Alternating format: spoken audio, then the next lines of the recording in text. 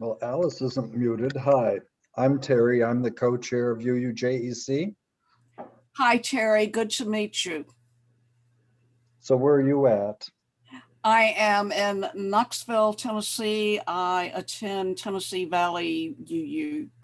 Okay. So, A friend of and mine's social mother was, justice, I'm sorry? a friend of mine's mother just passed away and she went to your church. Kathy or there was another woman, Ellie. Ellie. It was Yeah, Ellie. yeah. Yeah. And I have another young man from Ames, Iowa, who uh, finished up his, I think, PhD there. But Elliot, I don't know if you knew Elliot, but I would think No, he, I didn't. I didn't. didn't you? There were Yeah. several people who indicated that they would miss her greatly. So, Hmm. Yeah. Well, she did have a good life, I think. So that's that's good. yeah, that's sort of in some ways our aim. It just depends on how we Yep. define that. No kidding. So, So, well, we're doing all sorts of things. I don't know if anybody else is going to talk to us. I've got everybody else. Oh, good. Jane Banner is here. She's on our board. She's our treasurer. Hi, hello, Jane. Jane. Um, Next month on the 7th of July, we're going to co-op with, oh, who is it? You use for a UU Ministry for the Earth, and they're doing a Adopt a District webinar so that we have as much coverage of the country as we can and have people that can reach out and speak to our representatives. Hi, Ellen. Hello. Well, good. I wasn't sure if anybody would come or what. We've never done this before, of course, because we did it at GA with our booth. And this is really different for us. Hi, Tanya. Hi, glad to see everybody. Good to see everyone. No kidding. I thought I might be here alone. So that's the next thing we're doing. And then for our annual meeting, we're having RIP, paying off medical debt. And they're going to present at our annual meeting. And they take medical debt that's sold for a penny or two on the dollar and arrange to pay off people's medical debts. The problem is that if they don't pay it off, there'll be vicious collection agencies who will buy it and they'll go after them and they'll turn their penny into 10 cents, which is a fabulous investment if you want to grow your money quickly, but it's pretty hard on people.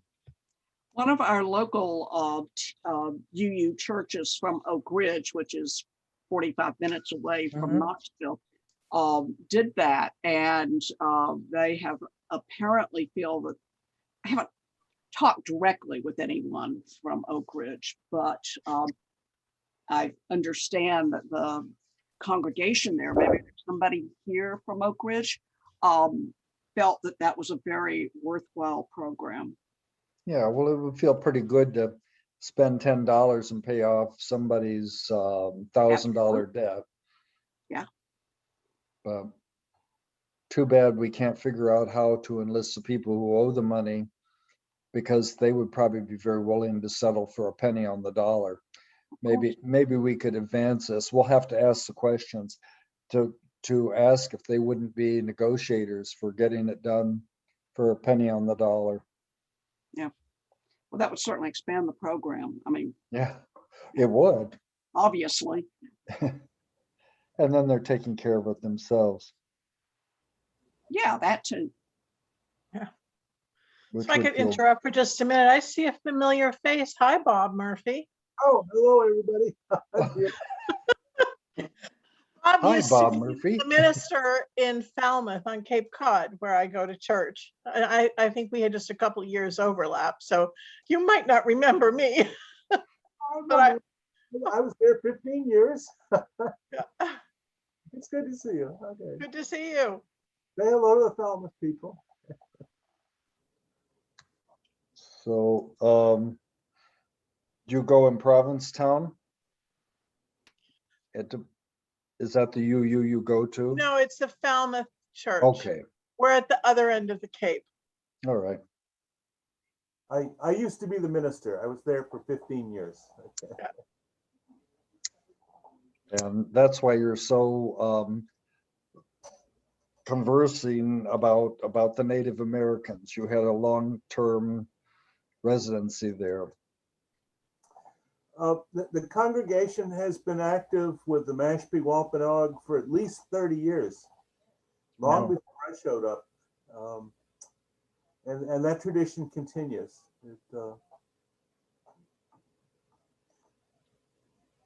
Okay, we've had some quiet people on here. I'm really amazed. We have 17 people in here. Whoa, hi, Adam. Hey, Terry. And Carol and Tom, where are you from? East Lansing, Michigan. What part? East Lansing, Michigan. It's Unitarian Universalist of Greater Lansing. Okay, great. Good to have you with us. I hope we answer some questions. I hope we get some questions. We were planning on a very casual meetup. It wasn't very firmly formed or anything. I suppose if I'd planned a program, I could have had a nice little video or whatever, but whatever. We were talking about what we're doing in the near future. On the 7th of July, we're working with UU Ministry for the Earth on their program for Adopt a District. And it's to be sure that as many people as can be connected to their legislators, that we get them connected. And then for our annual meeting, which is the 10th, Saturday, I think it's the 10th, it could be the 11th. Rest in Peace, or RIP is going to present, and they're a group that pays off medical debt for pennies on the dollar. And our August webinar will be on community gardens. And then we're having a second one, the fourth Thursday on, and the Unemployed Workers Union is going to present, which should be very interesting. I'm curious how they have the leverage to go anywhere. You know, if you're working for somebody and you refuse to go to work, well, you've got some leverage, but if you're unemployed, about the only thing you can do is lobby your government. So does anybody else have questions? Does anybody else have comments? Well, it's a quiet board. This is Matt from Oklahoma City. You mentioned a webinar on community gardens. How do we access that, and when is it? Okay, I'll put it in the chat. It is the second Thursday in August. C.org webinars. Thank you. And then now that one is not on there yet.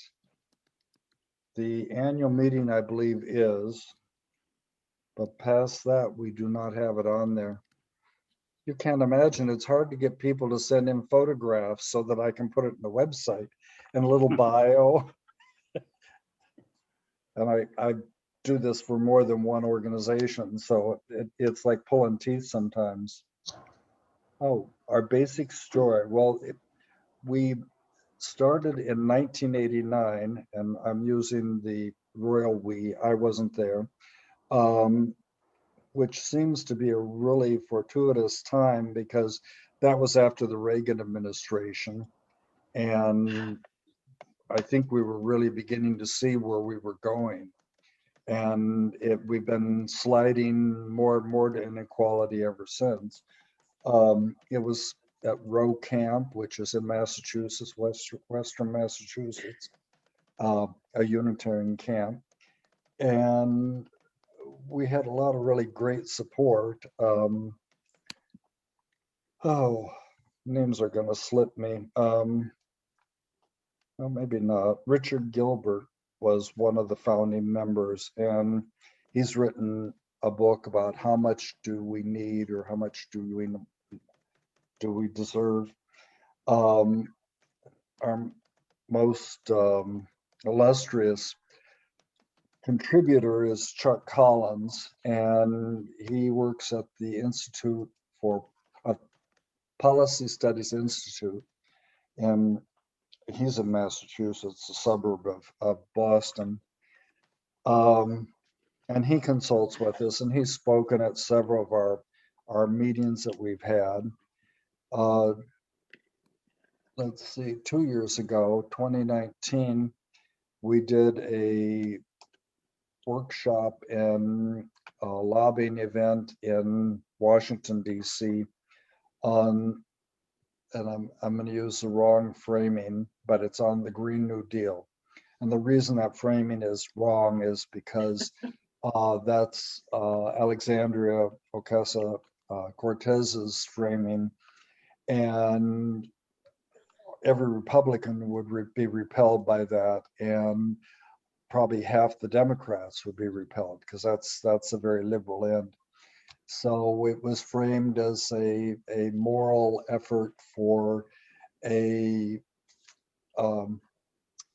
let's see, a fair transition, a just transition from fossil fuels to renewables.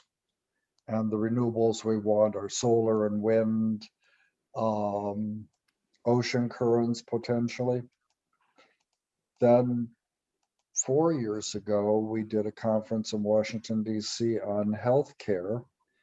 And we felt pretty good about that. We came away, and that was when Trump was trying to get rid of the ACA. And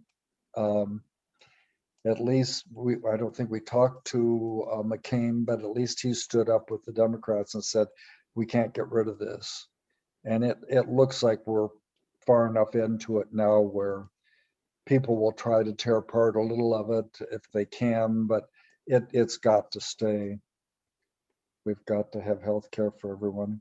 So we have a healthcare task force, and we also have a green task force. And those are the two most active. We've had housing in the past. Sometimes I think we should simply have one on inequality, but that's really what we're working on. When we work on the green task force, we're working on a just transition. And we also recognize that poverty and racism has really been very impactful on environmental justice. Most of the really toxic industries locate in minority areas and poor areas. And so that's connected. Actually, I think everything is connected to the economy.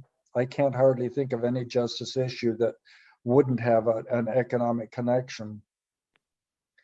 It's maybe not as flashy as some things. I mean, racism, but we want to work on the money, and that's a good way to make things just in the end. So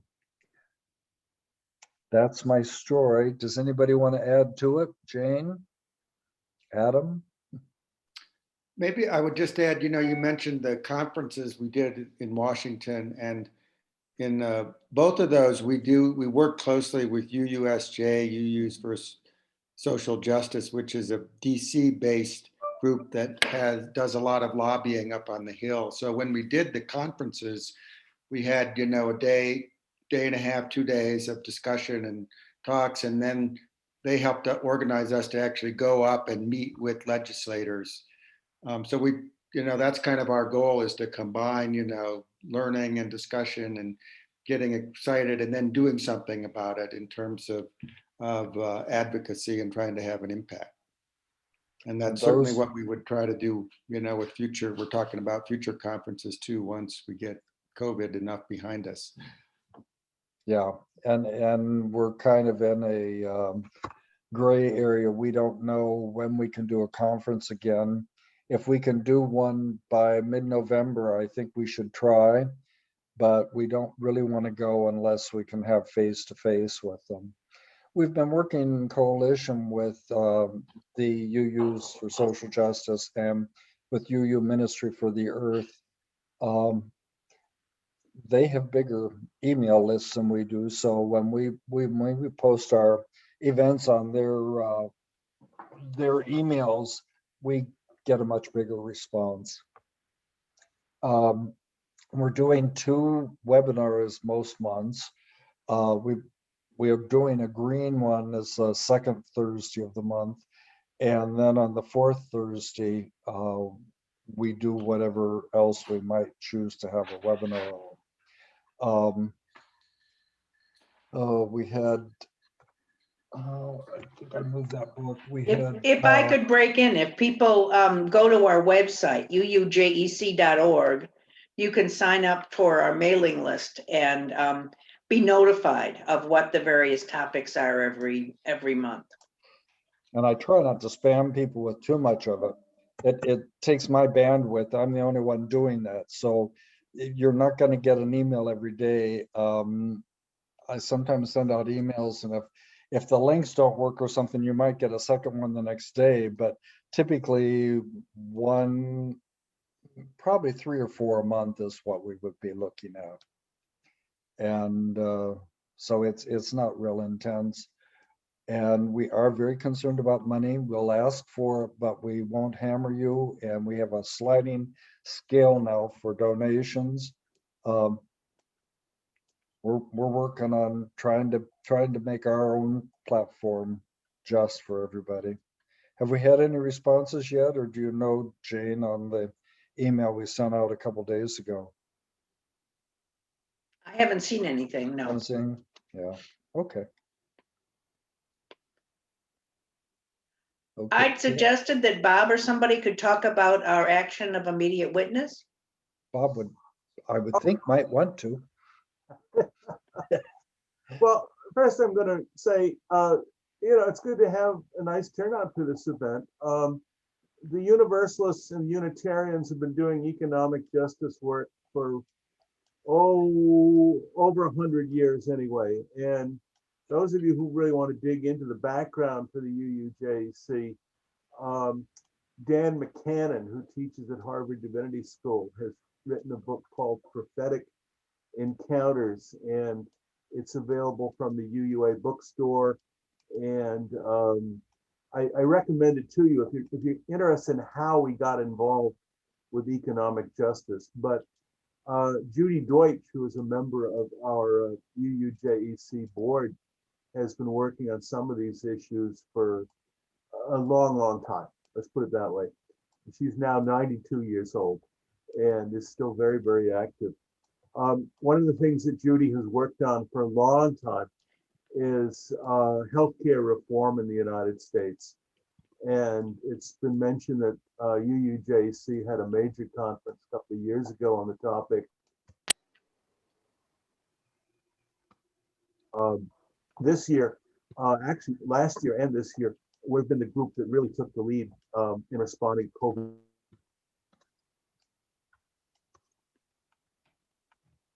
COVID-19 social justice crisis that needs to be acknowledged. Over 600,000 Americans have died, and the healthcare system is broken down. It has failed, and particularly his and others. So this year we prepared an action of immediate witness, which Terry submitted a few hours ago, I think, and a lot of work went into it. Several groups were involved. And I hope that it gets reported out of committee. You never know. Hope it goes to the floor for a vote. Those of you who are GA delegates, look for it, vote for it when you have the opportunity, and speak for it, get others to support it. It calls for several things. It calls for Medicare for all. It's very explicit on that. It also supports something called the PRO Act, which is now in Congress. It's actually one of Joe Biden's priorities, to reform labor law. And the UUA has not expressed about labor unions in at least 30 years and possibly more like 50 years. So we're bringing that forward because of the pandemic. A lot of workers have been on the front line. A lot have been abused, starting with healthcare workers. And sad to say, many of them don't even have medical insurance. So we're trying to get them protected. We're trying to empower them as best we can. And that's why the two issues are together in one package: labor law reform and Medicare for all. But there's other things that we address. We want a system that emphasizes wellness, health promotion. It's not just, let's get more medicine for everybody, but we're looking at things like mutual aid, health education. And so it's really, I'm going to use the word radical to describe the package. It's not just, like I say, sign everybody up for Medicare. It's we really want to see some changes in the healthcare system, and don't know what else to say about it, except I think it will do an enormous amount of good. And please support it. What else do we need to say? Bob, did you talk about religion and socialism? Oh dear. Well, you did Dan McCann, but Dan McCann, who, as I say, teaches at Harvard Divinity School, his book talks a lot about the history of how Unitarians and Universalists were involved with religious socialism. By the way, that goes back before Karl Marx, so it goes back a long way. And we produced a video, we being UUJEC, which is one of the on-demand videos. You can find it on the list. And Dan McCann is one of the speakers. Judy Deutsch is one of the speakers. We have some other people who are also involved. And take a look at it, even if you're not a socialist, even if you don't like socialists. I think you'll find it very interesting. And socialism is kind of rising once again in the United States because of Alexandria and because of Bernie and some other people. And, I guess the new mayor of Buffalo, New York, is a socialist. So. I wondered if you'd mention that. Yeah. And so we may see socialism rise again. All kinds of strange things happen, but religious socialism is a special. Well, obviously, we're a religious group, so we're interested in that tradition, and I think you'll find it interesting. But check out the video. That'll be around for a while. Well, they'll have recordings of the other. I don't think Carl's on here, but Carl McCargo. Got to think here. Is working with other people to put on a workshop on reparations. He and his coalition did 2 of them last year, and they have one this year. And there's been a lot of development, so I think it's going to be a really interesting talk. 2 years ago it was outer space to do reparations, but I think people can see, or some people can see, that there is a need to make things right. And Jane has been very active in that discussion. Very supportive. Pardon? Jane Banner, Yes, I'm part of that. Oh, that's right. I'm part of that production too. So I do welcome you all. It's Friday at 5 o'clock Eastern, so please join us. And Jane is going to talk about Evanston's doing reparations for African Americans in Evanston who were basically forced out of home ownership there. So, not to steal your thunder. No, that's fine.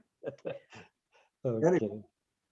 I just say the UUJC does a surprising amount of good. It's active in a lot of things, and yet it's still not that well known. It's a little bit surprising. Well, let's see. We've covered conferences. If we do another conference in the fall, I don't know where we'll be. I think things are changing so fast, it's really hard to know what subject we would want to approach. The Green New Deal, a moral and just transition to renewable energy could be a good topic. I don't know. How about affordable housing? How about Definitely. what? Affordable housing. You Oh, mentioned yeah, that, housing before has been an issue, and this is really seems to be a very important, at least in the Pacific Northwest, you know, where I'm Mhm. from. It's really a hot button issue. well, it's a problem. And I just finished reading I think the Sum of Us, and the author was talking about how when we do things to hurt African Americans, it turns around hurting other people, white people too, and other people of color. And our problem with housing is that originally it was a class thing and a racist thing. We didn't want poor people and Black people living near us. So we'd have restrictive Yes. covenants that the lots had to be a half acre or an acre. Well, Are we you know, ahead? that's ridiculous use of land. In my And neck of the woods, it's up to 10 acres per house. yep. Yeah, well, it's done to keep the poor people out. And unfortunately, some of our children might fit in that category if we're not careful. Right. So we need to revisit those laws. And California wanted to repeal all of those ordinances, and I don't think they got it done. It's a tough deal. But yeah, affordable housing is really important. One of the things when in the 70s was the government had a program, and they were subsidizing inexpensive housing. And they were small houses on fairly small lots, but we got a lot of people a leg up on building equity and building, wealth. And we need to go back to that. As much as I like Habitat for Humanity, it's hard to believe that a nonprofit can really impact the lack of housing that much. I mean, we can do something, and I think there's room for that, but I think without the government's pushing it, it's not gonna happen that easily. Well, we're just chit-chatting. Anything else we want to talk about? I'd be interested in what people in some of the other churches and in the churches represented here, what they're doing to try to minimize income inequality, what sort of programs their social justice committees are up to. Anybody have anything to contribute? Our church is really focusing on prison reform right now. Great. Of course, that really impacts the African Americans when they're over one in three African Americans is going to spend time in prison. Well, that's kind of hard on the economics of a family. If you spend any money on defending them, it's going to impoverish them. And solitary confinement is so traumatic. Trying to get rid of that as well. Wouldn't you think this would be the perfect time to get rid of that after we've all been locked down and separated socially? I think we all have a little bit of an understanding how nasty that would be. I'm from Milwaukee. Mm-hmm. Our church has taken a baby step. I think you could call it the Social Responsibility Committee. Mm-hmm. And last year at the GA, a couple others and I attended their socially responsible investing programs. Mm-hmm. Did you attend those? They really got our hearts beating. And so our church has in fact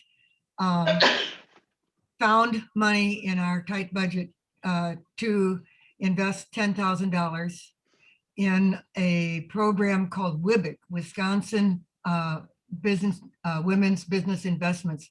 But actually it goes much further than women. It is also people of color and people that have a hard time starting businesses. And so we're putting 10,000 into that, and we've got the agreement with the UUA. I'm not sure we've got the money yet, but the UUA will be also matching that per their program last year.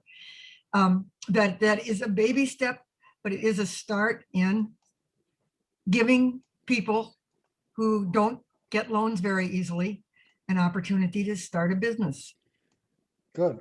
So I Good. was hoping, but it just didn't happen. But what I wanted was one of the programs this year was to show some of the businesses that WIBIC invests in, and what they're doing, because it's really kind of neat. Yeah. So I was hoping we could do a webinar on this. In fact, I have a friend who's been on the social responsible investing panel in Boston. And I just wrote and asked, do you have somebody who could speak on this? Because I think we all have interest in how we might position our money in a way that would do good, rather than just trying to, well, right now you're not getting anything unless you're in stocks. I mean, interest. Maybe we'll do it next year. Because the guy who led it he is a financial investor, so he understands all this stuff. And you've probably heard of the Wiggins, Terry and Bruce Wiggins. Bruce, yeah. And Bruce is a former city manager, of Kansas City manager, so he understands these investment processes. Well, that's neat. Maybe I'll ask him. Yeah, do. Because I've worked with him before. Okay, and so next year I would like to make, as you say, a webinar. I was so impressed with what they were doing in Rhode Island last year. And all those things just got me excited. So let's work together, Terry, next year. Okay. And Trent would be a good speaker because he's the one who really did the big charge of finding out how to get all those investments lined up. Great. Yeah, Alice. We have, I'm Alice Woody from Knoxville, Tennessee. We have some programs that deal with poverty, homelessness, those types of issues. We participate in something called Family Promise, which, as you're all familiar with that. I can't lecture to you. And then we are also joining something called Justice Knox, which is a program that is affiliated with DART, D-A-R-T, and I've forgotten what that stands for, but there are about 22 congregations or cities involved, and it deals with getting your public servants to publicly commit to making certain improvements, some successes that our Justice Knox program as a whole, not just TDUUC, but the whole program worked on. We're dealing with transportation because it's hard to have a job if you've got to go to the last bus stop and then walk 3 miles. That just really is unbelievably difficult. Maybe not 3, maybe only an hour, or 1 mile, but whatever, it's really difficult. We also have something that we call Share the Plate.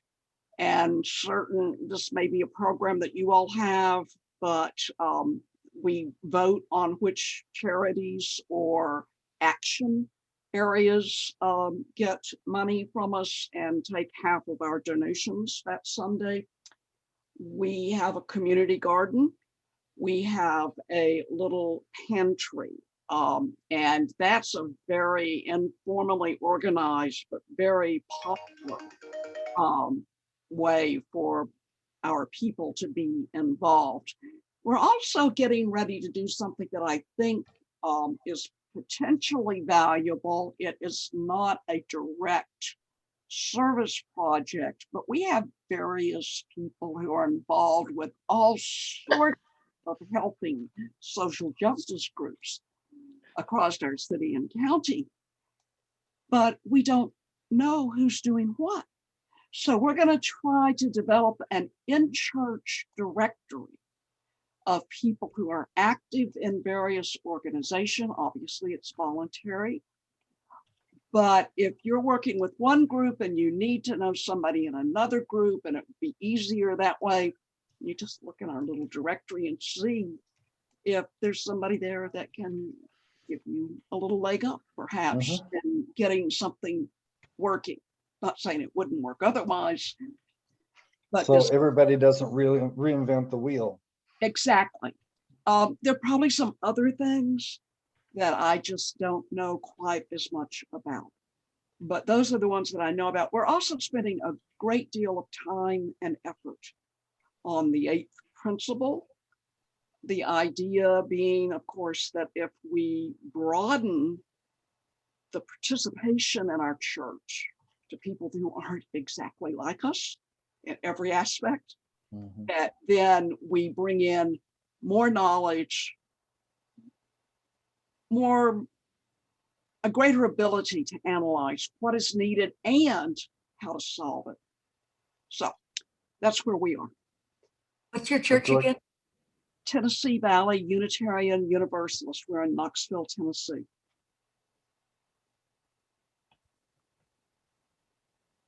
And to kind of follow up on what Terry was saying about not reinventing the wheel, another pitch for our website, we at uujec.org, we do have quite a few book reviews if you're looking for resources, and some curriculum. We developed a number of curricula to go with the income inequality statement of conscience. And you might find things there that can help you as you're planning programs for your churches. We've done in Falmouth, Mass, we've done the Share the Plate also, but we found that we weren't getting very good results for our collection plates on Sundays, even with the Sundays that we were splitting the collection because of COVID and the technical challenges of how to get the money. So we decided to focus on food insecurity, which has been a big problem here. And we just asked people to send money to the various food pantries, depending on which one was their favorite or nearest to them, and to make sure to somehow let the food pantries know of affiliation with our fellowship. And we actually did really, really well with that issue. I think much more so than we did with our regular Share the Plate collections. That sounds good. My summer congregation is Des Moines, Iowa, and we do limited plate shares, like 4 a year. And our criteria is that somebody in the congregation has to be engaged with this organization, so that it isn't just giving money, we're actually being involved in the work. What I like about your suggestion about giving money to food pantries is the food pantries pay less than 20 cents a pound for food, and sugar is 40 cents a pound. So you get an idea, the cheapest thing you can buy is twice what they have or what they're paying. So, but the thing that food pantries can't give out are sanitary items, toilet paper, and feminine sanitary needs.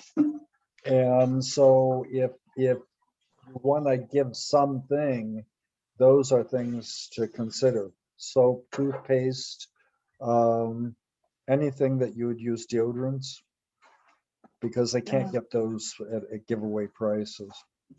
And it's kind of fun to give food in a way, but it's really kind of defeating when you're paying $1 or $2 a pound and they can get it for 17 cents or whatever. Just as a little point on that.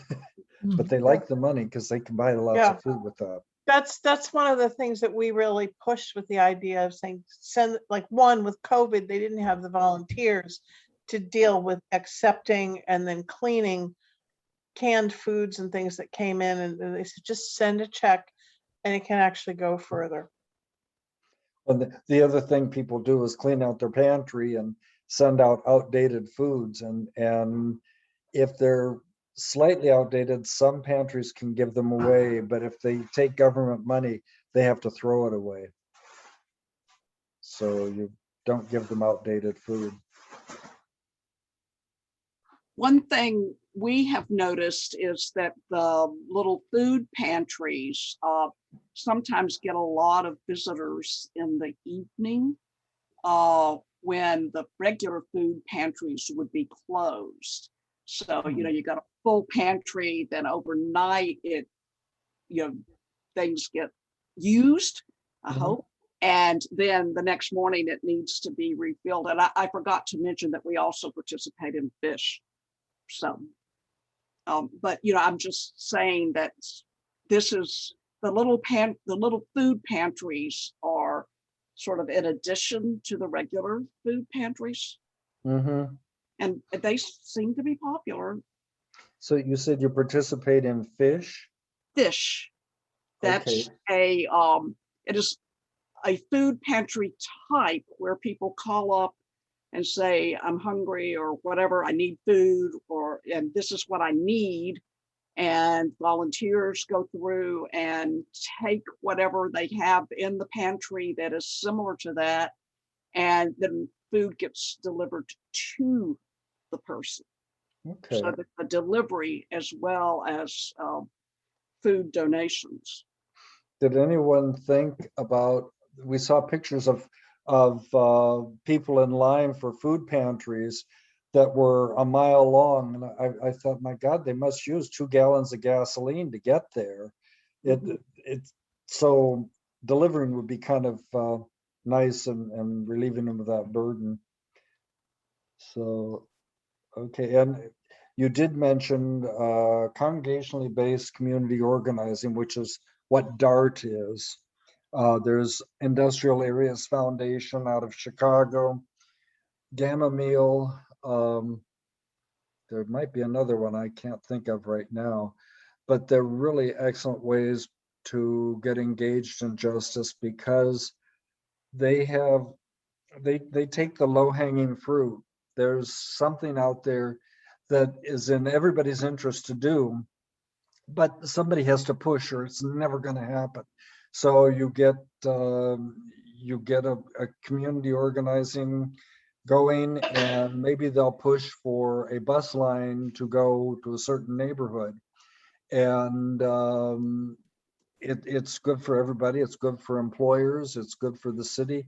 Reduces traffic. So, they'll go, oh yeah, we'll do that, but somebody has to suggest it sometimes. And part of that, excuse me for interrupting, No, I wasn't involved in this particular action, but the tale is that first they went and talked to the person who was in charge of transportation and our public transportation system and explained the problem. And he said, oh, no, we can't do that. And so then, of course, they said, here, look at all this work on what all these other communities have done. And this is how they set it up. And this is what they did. And we've looked at our community, and this is what we think as a starting place would work, wouldn't cost that much, would benefit a lot of people, and just keep on at them. And of course, we've also found that honey, or that group has also found that honey works better than vinegar, and invite them to the assemblies where there are a lot of people. It's very impressive. And I can't do that. Well, we'll get you childcare. You don't have to worry about that. We can put it, and then okay, I'll come.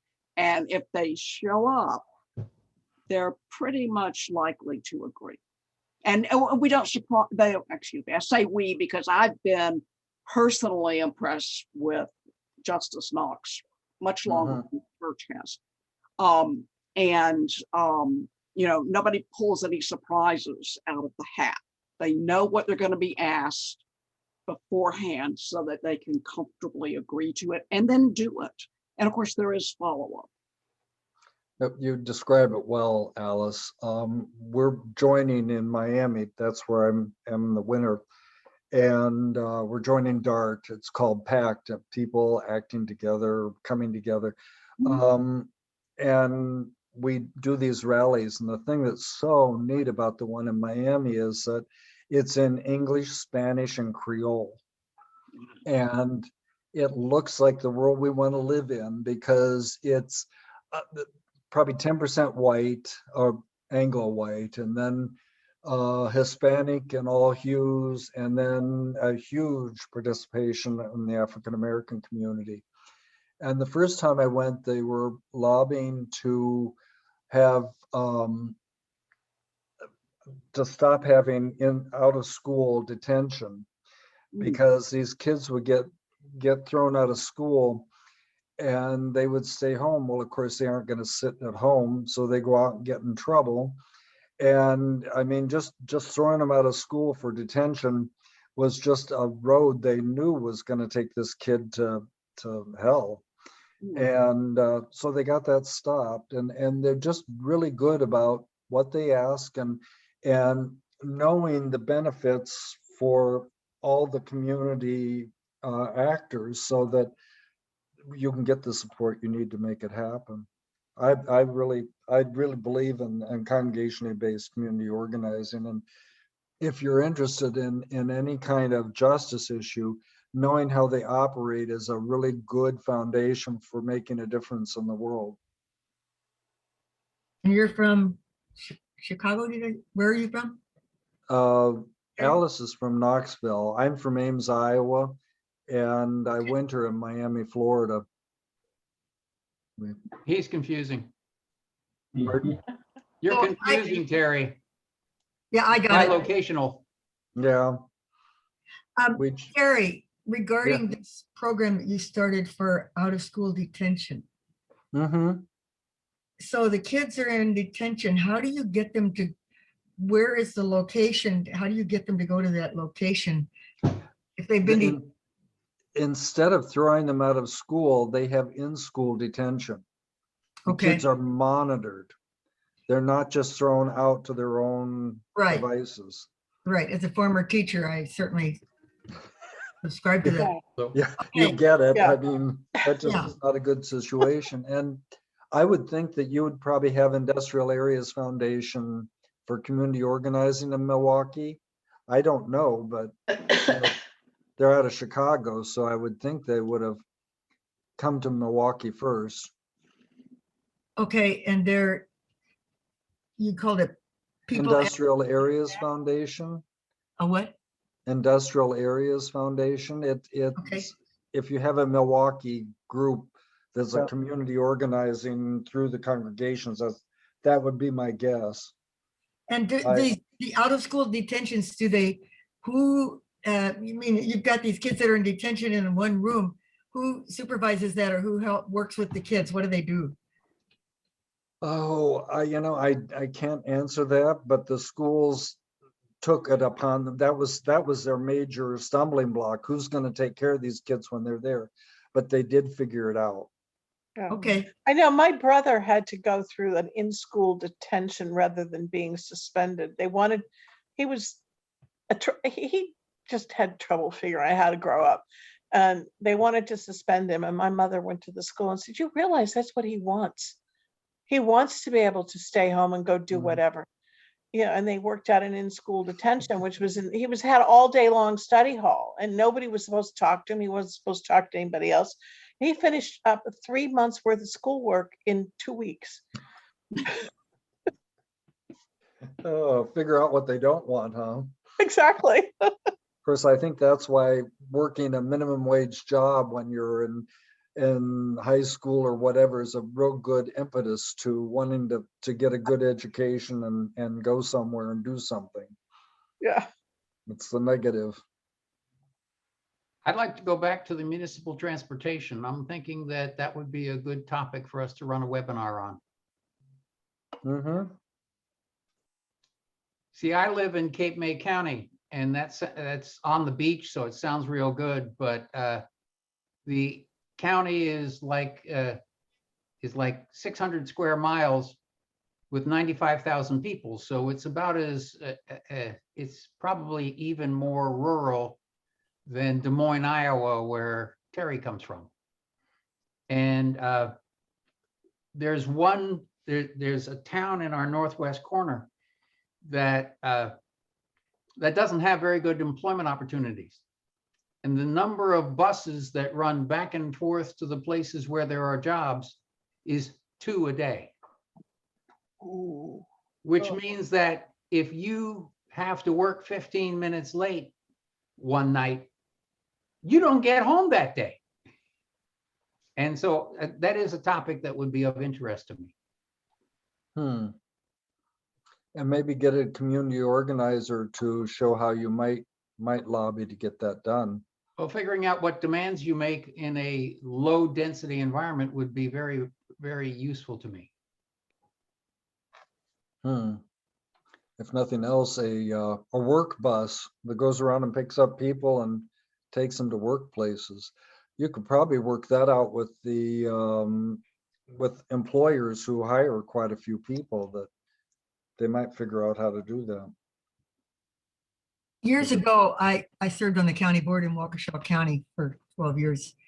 And our transportation, the corporations, these suburban corporations, they thought we should pay for transportation for people to get from the city to their plants. And we said, wait a minute, you're the ones that chose to locate out here. You got to have some skin in it too. So I believe the way we worked it, they did have like some jitney buses. And I don't know whether we paid, I don't remember whether we paid for any of it, but we convinced them that they had to provide the jitney buses. They would get on public transportation to certain points, but then those little buses would take them. And that seemed to be a pretty decent solution. We actually had counterfeit jitney buses in Miami, and they would run the real lucrative neighborhoods, and they would leave the outliers for the government or whatever to take care of. Interesting. I thought it was pretty interesting. Who ever heard of a counterfeit bus? But How do you make money on that? well, they only ran the well-populated lines, and they left Will they the charge other. fare? Well, I know. Well, no, you haven't said that yet. Oh, yeah. That's what they were doing. They were stealing the good lines and leaving the public with the ones that couldn't make any money, which is a lot of what goes on in privatization. Absolutely. You take the good stuff and you leave the bad for the government. Privatize the profits and socialize the risk and losses. So, yeah. I have a question that may may be a big left turn. So I'd be happy if no one addresses it. But I'm starting seminary in the fall. I'm going to ILIF, School of Theology in Denver, and my aspiration is to be a UU minister. And one of the things that I'm rather concerned about is the theological basis for many of the values 1 through 8 that theological values or theological formulations that can provide a foundation for some of the real sorts of activism that y'all have been talking about. And what I have found candidly is that the theological basis for a lot of the most important social values that we have is really rather thin. And just a quick aside, when I did my PhD work at Graduate Theological Union in Berkeley, and Starr King School for the Ministry was a member school of the GTU. I visited GTU before I started the program there. And one of the classes that I attended was a social justice seminar by the famous Claire Fisher. And so I expected this kind of powerhouse seminar, and it was, although there was a break in the middle of the seminar, and I found a few of the UU students, and I said, wow, this is really intense and great. I'm wondering if you could tell me a little bit about UU theology, because I don't know anything about it. And at the time, what they said to me was, what UU theology? And then they all laughed and they went away. And I was left there thinking, okay, well, I guess UU is not for me. And I didn't consider it. Years later, obviously now I'm back. And I still think the theological resources are necessary. And that may be one thing that I can help provide to the activist community. But what would be some of the footpaths that you have already tread theologically that might help me along? This text by McCannon sounds like a great history, and I'm looking more for the sort of philosophical bases for activism and justice work. And thank you. Bob, do you want to answer that? Maybe I'm You're the, going to be a Quaker now, I suppose. that's my wife. She's gone and joined the Quakers. I would say if you're looking for UU theology such as it is, the best place to start is James Luther Adams. Almost anything that JLA wrote. And you can find his books at the bookstore, UUA bookstore. There's some Wikipedia information about James Luther Adams.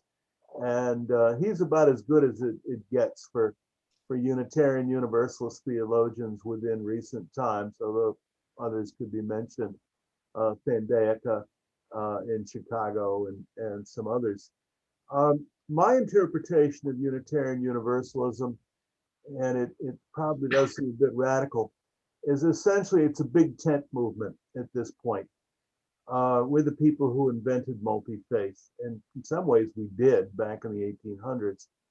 So we have identity groups for Christians, Jews, Buddhists. I think there's a Muslim group now, pagans, and there's probably a few that I have forgotten. And the different groups will present you with different theological discussions.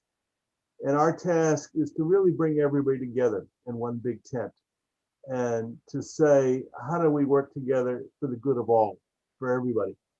And the two principles that become especially important are the first principle about the inherent worth and dignity of every person. And of course, the famous seventh principle about the interdependent web of all existence. And if you're only going to remember two principles, those are the two to remember.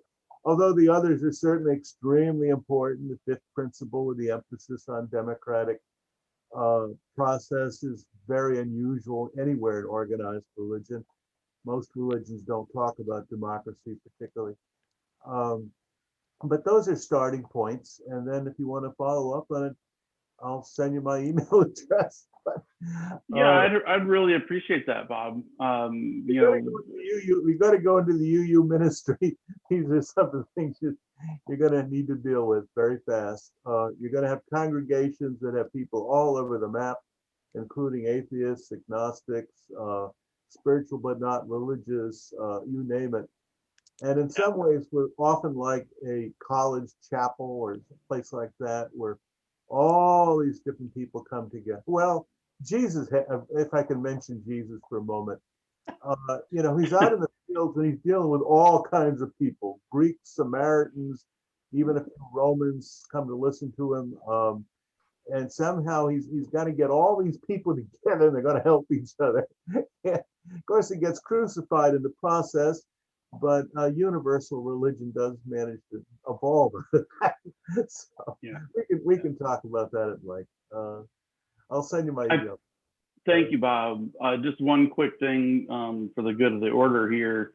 I've done a lot of work in religious pluralism, or the so-called problem of religious pluralism, and that seems like also a good place to get that undergirding for a pluralistic ethic for justice work.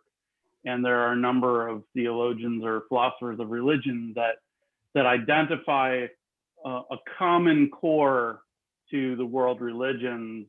And a theologian by the name of John Hick said that the function of religion is to create a dispositional change, a change in people from self-centeredness to reality-centeredness. And then all of them, in one way or another, they call this love or liberation. And so I just put that out there as a public service announcement for religious pluralism. And Bob, I look forward to catching up with you privately. You're moving in the right direction. I'll send you my email address. Thank you, everybody. Thanks. From an economic justice standpoint, I have tried to encourage our congregations that I belong to put together a library of books that are needed in seminary, because it turns out, 150 books that are, I don't know, $25 to $50 each, turns out to be a lot of money for the students.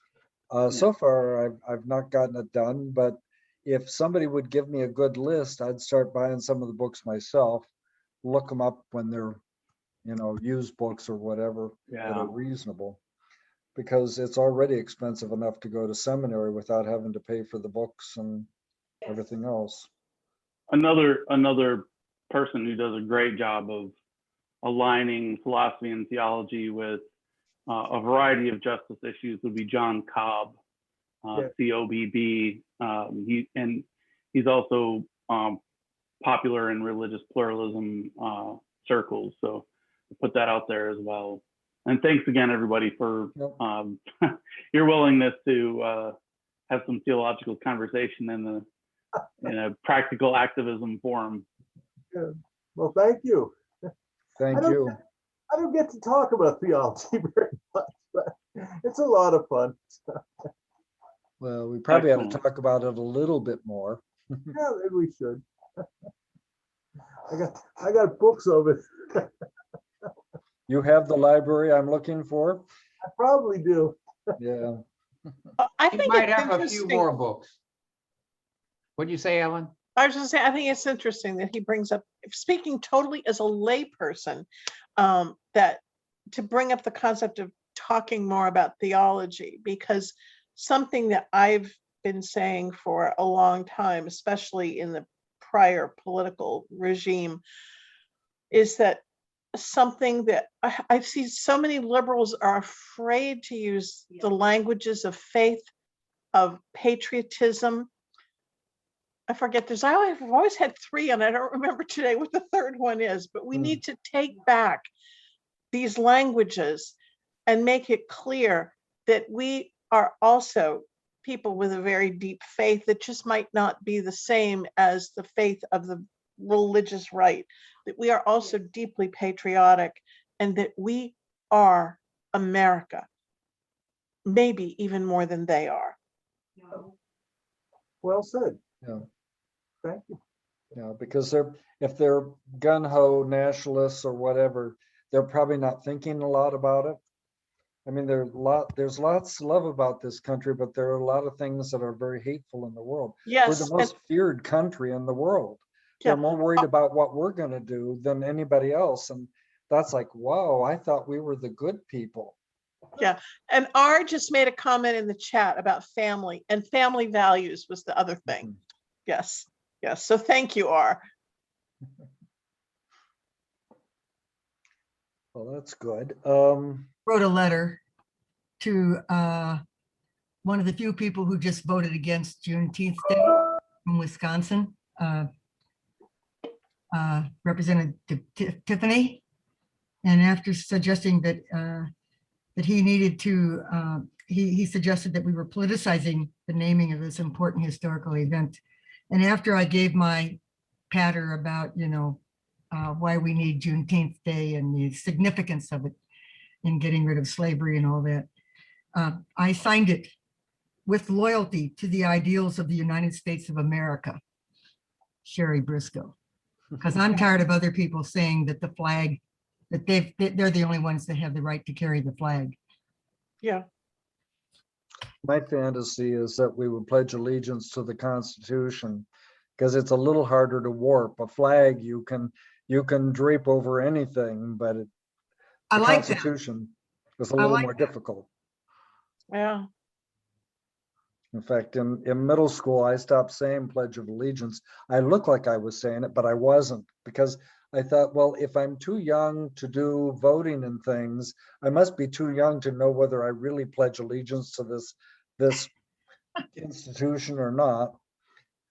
You think I was a UU? I wasn't then, but basically I was.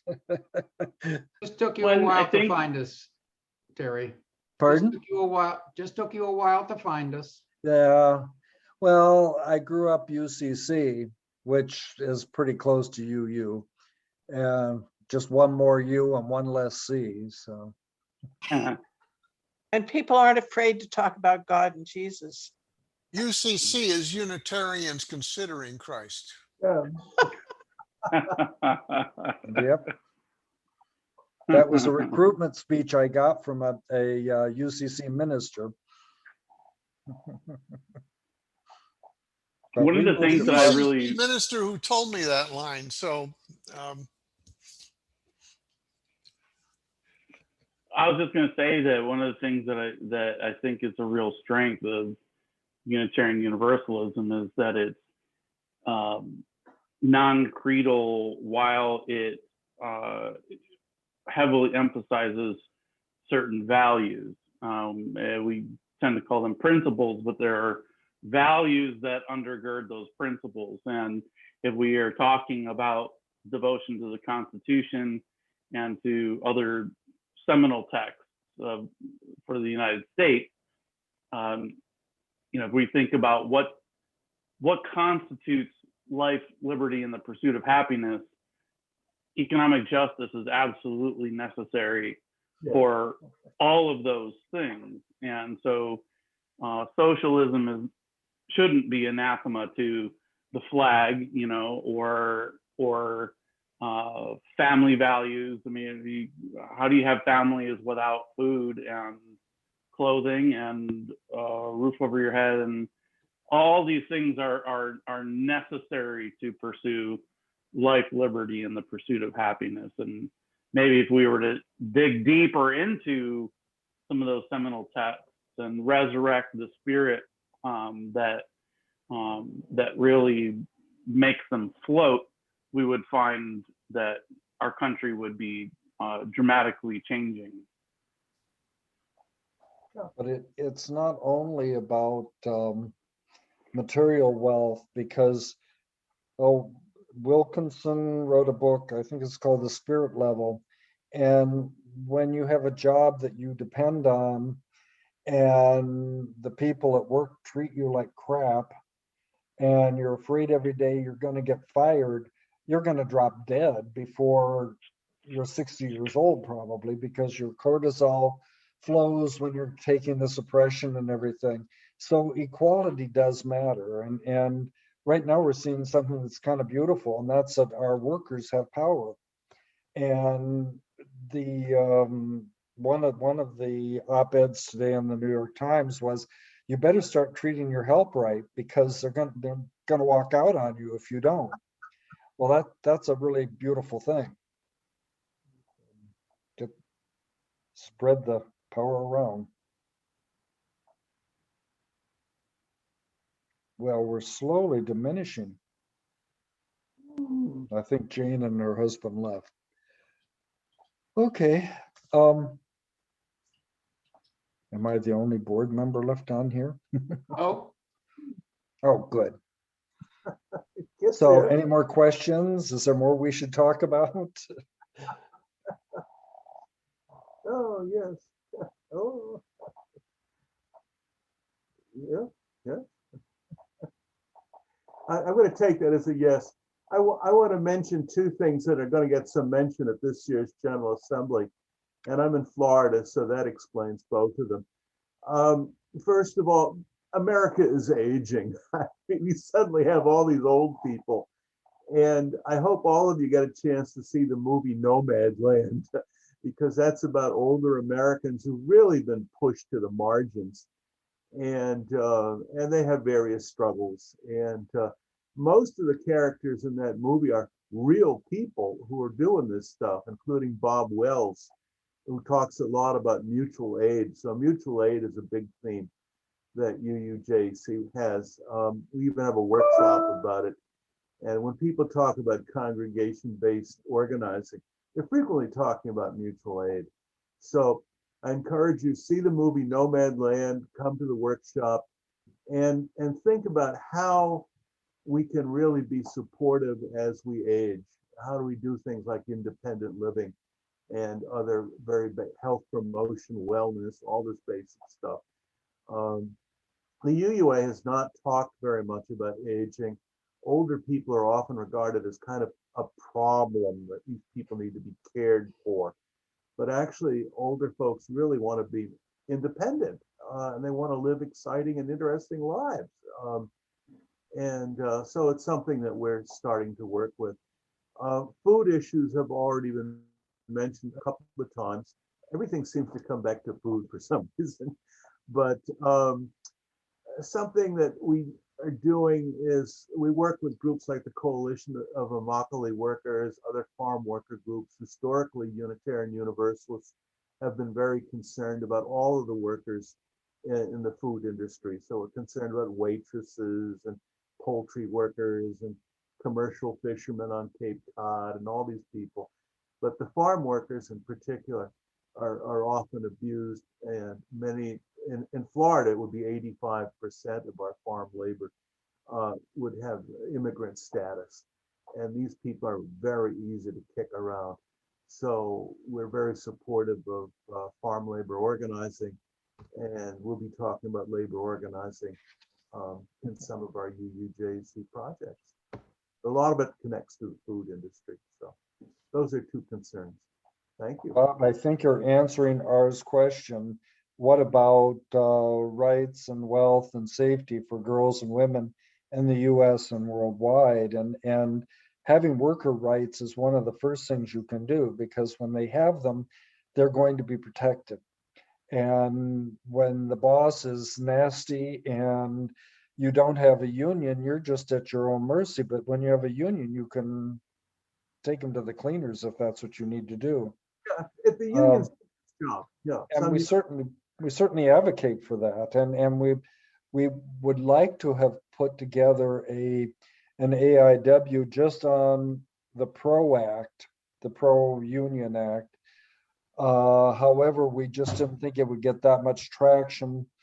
And when we're advocating for healthcare, worker rights are really important, because healthcare often comes out of the job. And if people are treated right at work, they can probably afford healthcare. So it's intersectional. I don't know that. I think it'd be great for us to do a feminist webinar and do something with it.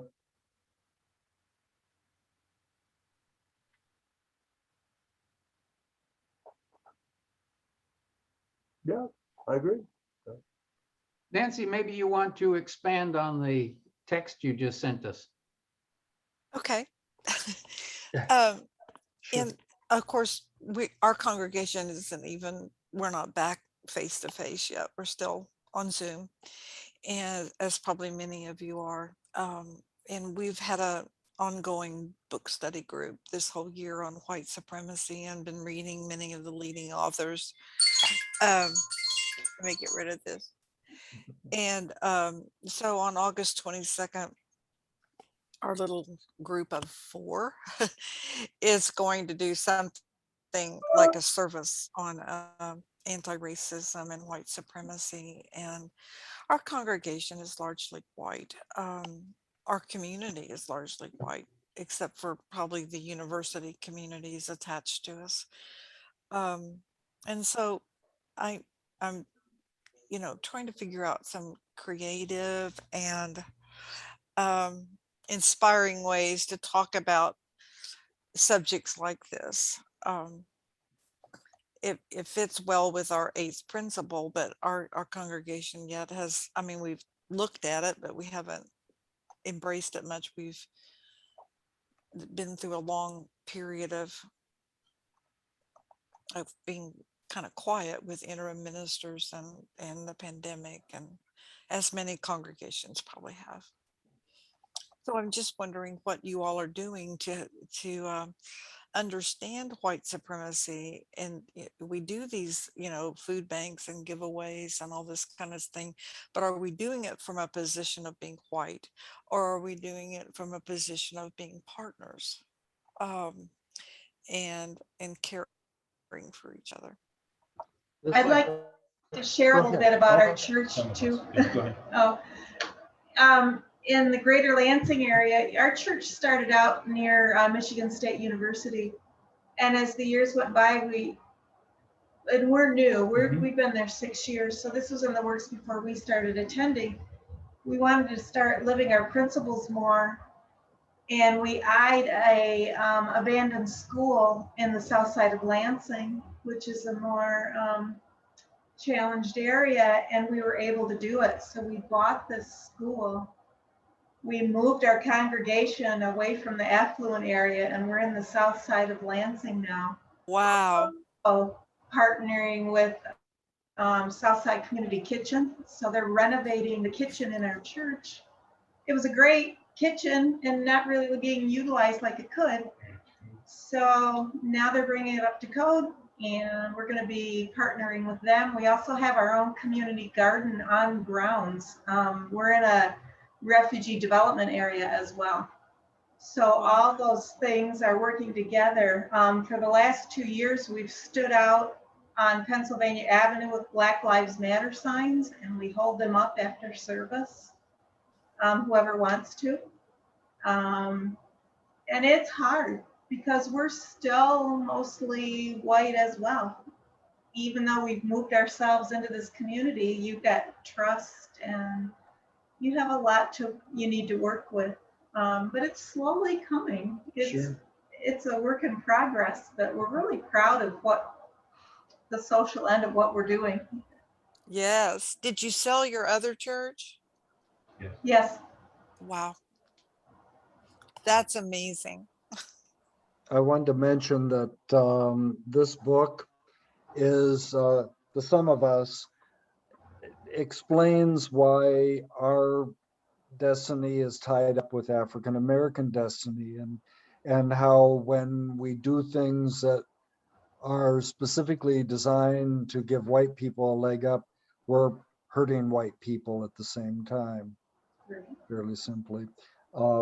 It's a good read, and it might be something that we're gonna do a webinar on. We'll see how that works out. Anya? Yeah, Nancy, I'm an economist and I actually taught a course on the economics of discrimination. So I understood the discrimination in the labor market, but I did not understand systemic racism. I didn't really understand that, Black veterans were left out of the GI Bill. White Americans used Can you believe that? I know. So things like that, I think, are really important to stress. I got some of that this morning in the Milwaukee, or this afternoon in the Milwaukee presentation. Mm-hmm. And it's just every day. I mean, I grew up in such an all white town, somebody said that we had a sign outside the town as we were growing up, no blacks after 6. You might have. I don't know. I feel like I lost so much growing up, not being a part of such diversity. I'm married to a wonderful American Indian elder, and have learned so much about his growing up and the difficulty of all that. And we just have, I just think that we've lost so much as white people. And we don't even know what was going on because it was built into all our government policies. Even. It was. And it's just shocking. It was no accident. Yeah, I really enjoyed reading The New Jim Crow. As a Mhm. book I highly recommend if you haven't read it. Yeah, it's a good book. You know, I one of just the things, wonder what you've done to bring, and I really appreciate what you've done in Lansing to bring the populations together. And you know, the number one thing most books tell us not to do is don't come have a Black person come in and talk to you about this. You know, we need to, I go beyond being allies even. And our doors need to be open. So Nancy, do you have any people of color in your congregation? one, and then my husband. Yeah. He's pretty retired and doesn't attend too often now. Okay. One, we had another, but he I believe he committed suicide. And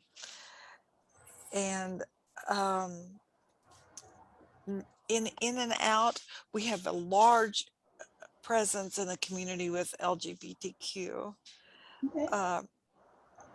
And got that whole thing started and did the first marriage and that kind of thing, but not the racial and not the climate and not those social justice issues. We're just getting started, and I want to introduce this in August in a way that's, you know, one time I said something about it and the first person said, I'm not racist, everybody's good to me. Well, that's exactly what I'm talking about. It's not understanding our own racism. Yeah. I think another thing I didn't understand about the impact of all these policies is I grew up with some kids that were impoverished, but they're white kids. I didn't understand how the trauma that can come from being impoverished, whether you're didn't Black either. or white or whatever. And so just, that goes a long way if you can wrap your head around it. My husband tells me stories every night. He grew up in a tent without electricity or water, and or parents. So, you know, and made it to a doctorate. And so the resiliency of that, oh my gosh, it's just. And not everybody can do it because the trauma can be so deep. Well, Right. especially if they're not exposed to closely to seeing that there's another way. Right. And I had done a sermon at our church a while back about how my reactions and some of the things I'd had to learn when I discovered that, much to my surprise, there was an ancestor who'd owned slaves. And so it went through the whole learning and then dealing with the racism of my grandfather. But at the same time, having relatives who marched with Martin Luther King, and how do you deal with this dichotomy? But one of the things also was the recognition that when I was married to my first husband, I think he had some mental illnesses and stuff, didn't work. I became accidentally pregnant. I went through some periods of extreme poverty when I was married to him. But I never had the poverty mentality because I hadn't grown up that way.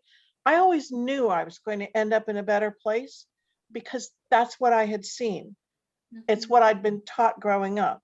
But I've seen other people I've known who grew up in just terrible poverty and surrounded by it, who never had that confidence of being able to get to a better place. And I know when I was doing my little sermon, I said, and that is white privilege, which I never understood until I was really writing this speech and started thinking That's about it. very helpful. I've so many conversations with my husband, and one of the things that I think led to the resiliency over and over of being bullied and all this stuff is all the way along the way, there'd be someone who'd pick him up as a mentor. Yes, that's huge. And he was a good athlete, so he would be picked up. And then if a coach abused him, the principal would take over as an advocate.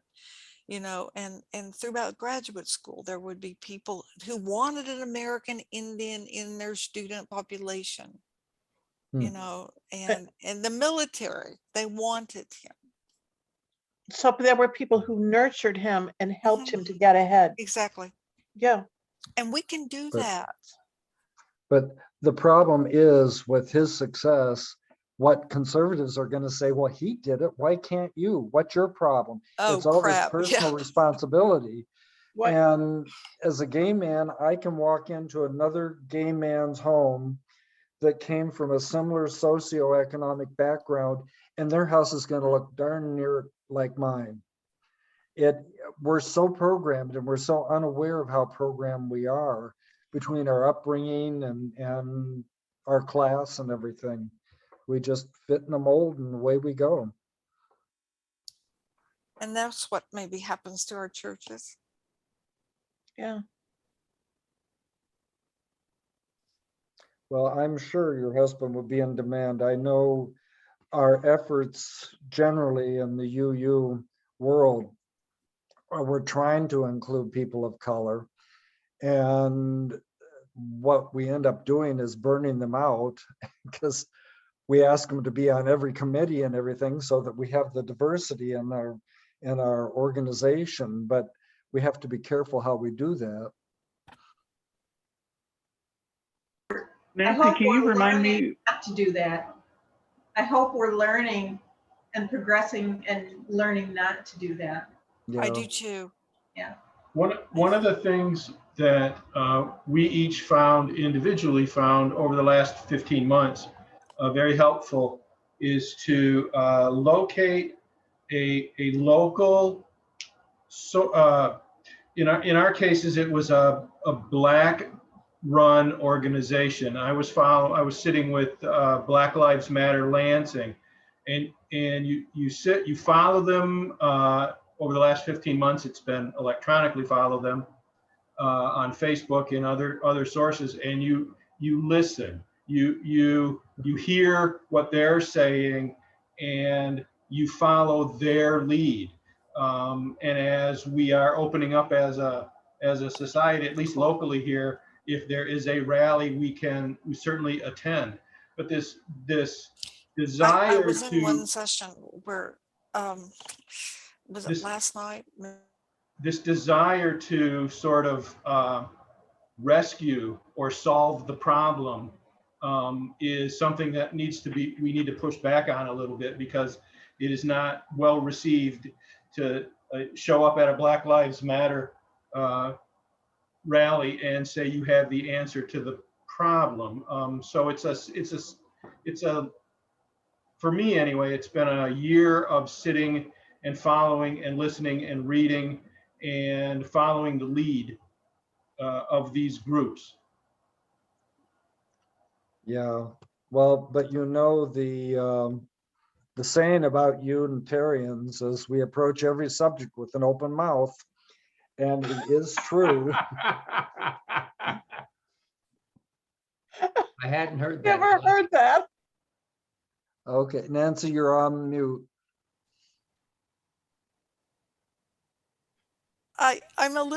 I'm concerned about that service in August. I'm afraid that's what I'm gonna get. Oh, So I'll probably use several quotes. The three of us that are going to present will use several quotes and try to make it maybe less personal. And our own discoveries about ourselves in this year-long study that we've done. I think one of the first things I learned was to try and get over our white perfectionism. That We're gonna those- make mistakes, so kudos. those indicators of whiteness, and that is one of the biggest ones. Oh my gosh, we're awful. I commend you that you're gonna do it and just stay, stay in the work, please stay. And I'm glad you're doing And it. oh gosh, you all. Can you give us the name of your, is there some work of your church online I can see, or? It's the Unitarian Universalist Church of Greater Lansing, and there's a website. I don't know that Yeah. they've published any reports or studies or anything about Yeah. the work, but you can certainly visit the web. And just like every UU, I'm guessing, tons of committees. We have a social justice arm, and Tom and I sit on the Special Plates Committee where we pick 501c3s to donate to. You know, there's lots of things to follow. Right. Nancy, can you remind me where you're at? Our church is in Denton, North Carolina, Denton, Texas. Thank you. Okay. I'm kind of thinking that one of our hopes could be, we have two universities here, UNT and TWU, and I'm wondering if that's a way to go with their diversity initiatives. There's also at UNT, there is a rather thriving group of, they call them practical philosophers, but they're essentially the group of people who are doing philosophy, and it's not just a big head, it's a big head thing. And so they're very much into social and environmental justice issues. And so they're really philosopher activists, which I respect a great deal. So you might make some great collaborations with UNT. Yeah, I'm retired from there, and Adam Briggles, a member of our congregation, and he's done so much. He's a philosophy